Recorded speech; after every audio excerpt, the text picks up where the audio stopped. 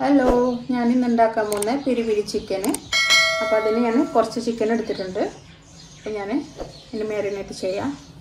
കുറച്ച് സാൾട്ട് ഇട്ട് കൊടുക്കുക, കുറച്ച് മതി സാൾട്ട്. ഞാൻ വേറെ പൊടി ഇടുന്നതിൽ സാൾട്ട് വല്ല ഉണ്ട്, അതിൽ തന്നെ ലേശം ഇട്ട് കൊടുക്കാം.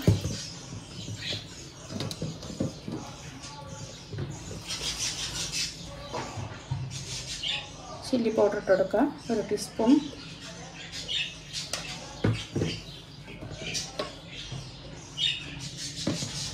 ഒരു ടീസ്പൂണ് ടർമറിക് പൗഡർ ഇട്ട് കൊടുക്കാം.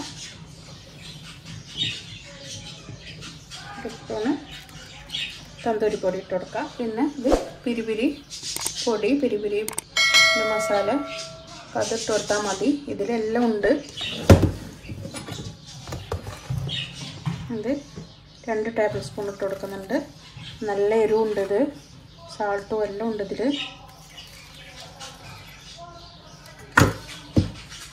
കുറച്ച് ഓയിൽ ഒഴിച്ച് കൊടുക്കാം.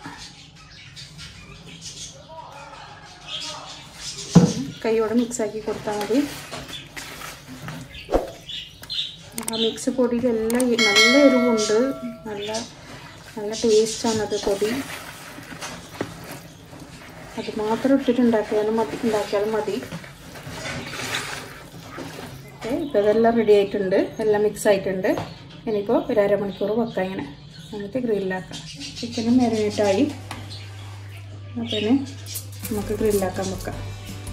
സിമ്പിൾ റെസിപ്പി, നല്ല ടേസ്റ്റ് ഉണ്ട് ആ റെസിപ്പി. തിരിക്കുമ്പോൾ ഞാൻ ഡിന്നർ വേണ്ടിയിട്ട് ഉണ്ടാക്കുന്നത്.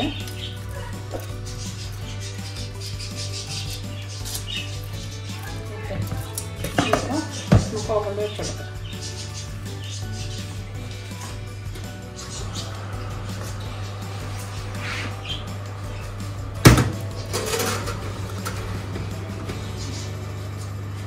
അരമണിക്കൂർ മതി വെച്ചിട്ട് കൊടുക്കാം.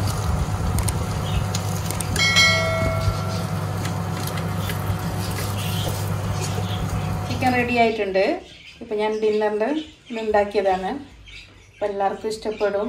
നല്ല ടേസ്റ്റുള്ള ചിക്കൻ റെസിപ്പി. അപ്പോൾ നിങ്ങൾ ഇഷ്ടപ്പെട്ടെങ്കിൽ ഷെയർ ചെയ്യുക, ലൈക്ക് അടിക്കുക. Thank you, bye bye.